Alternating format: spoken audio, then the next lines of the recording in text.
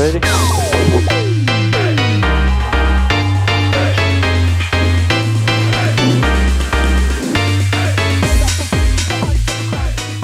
So we're gonna start with the incline bench press, and you wanna set your bench on an incline anywhere from 30 to 45 degrees. I want you to focus on the eccentric and concentric, which just means you're gonna focus on when you're going down and when you're coming back up. So on your way down, you're supposed to go slow with tucked elbows. You don't wanna have flared elbows. Tucked elbows, and you wanna go until your barbell touches your upper chest slightly, and then drive back up. And when you're driving back up, you wanna squeeze your pecs and you wanna pretend like you're scooping your chest out of your frame. Pay attention to how you place your feet on the floor. You wanna have a strong foundation on the floor, because depending on how much weight you're lifting, you might need leg drive.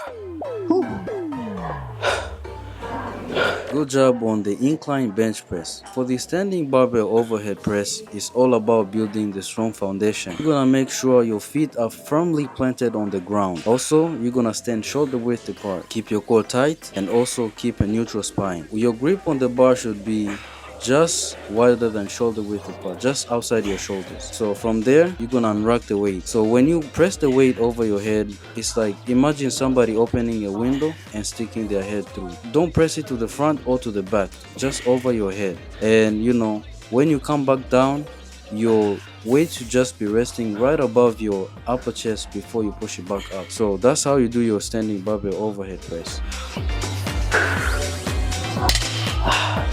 Alright, moving on to the upright rows. So for the upright rows, you wanna stand with your feet shoulder width apart. You wanna be grasping the barbell with an overhand. Hands are slightly narrower than shoulder width apart. Palms are facing your body, and you're gonna let the barbell hang in front of your thighs with a slight bend in your elbows, maintaining a straight back, chest up, and engaged core. And really, that's how you do your barbell upright rows.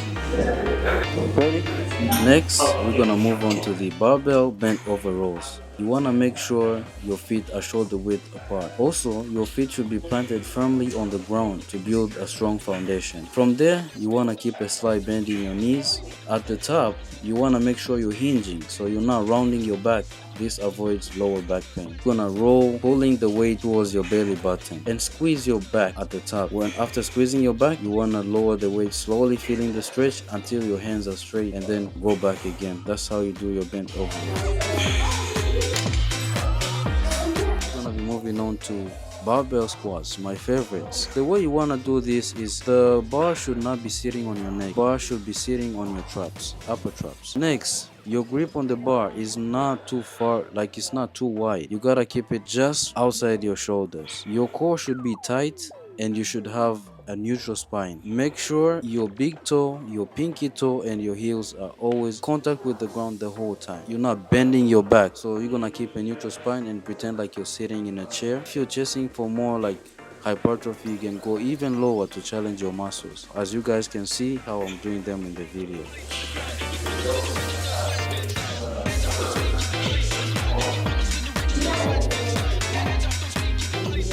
RDLs. You wanna hinge to pick the weight. You don't wanna bend, like you don't wanna round your back to pick the weight. So your feet should be just like the middle of your feet should be just under the bar. You wanna keep your bar close to your body, as close to your body as possible. Once you're standing up, when you're lowering down, you wanna start by hinging at your hips and then travel down, pushing your butt to the back. When the bar gets to your knees, you're gonna bend the knees slightly. Keep the knees in that position and continue traveling down until you get to the ground or just before you touch the ground, and come back. And when you're coming back up, you should be squeezing your glutes together. You're working your legs, your hamstring, and your glutes, and that's how you get the gains from RDLs. It's that simple.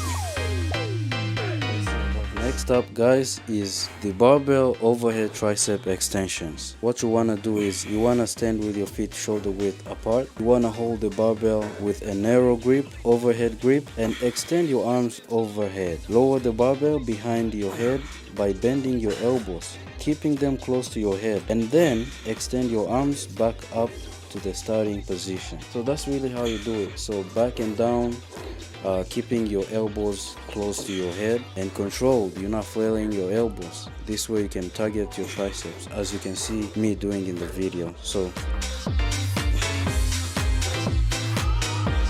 Barbell bicep curls. You want to make sure you're locking your elbows on your sides. Only part of your arm that should be moving is from the elbow down. And you should move your hands until it's almost straight and then come back up. And you should not come back up until you hit your neck, because then there's no tension on the biceps. So you want to just move a little bit close to your chin and then come back down. That's how you do your barbell bicep curls. If you feel like you need to cheat using your upper body, just lower the weight and pick a weight that is manageable for you. Standing calf raises. Remember, you're not lifting the weight with your hands. You're just letting the hands hang, just holding the weight and let the feet do the work. So you can do this. You can even put a plate on the floor and just raise your body weight up with the ball of your feet, or you can just do it on the ground. But yeah, guys, that's the video. Thanks for watching. Hope you enjoyed this barbell workout. Pass this message around, share, subscribe, comment. See you in the next video. Peace.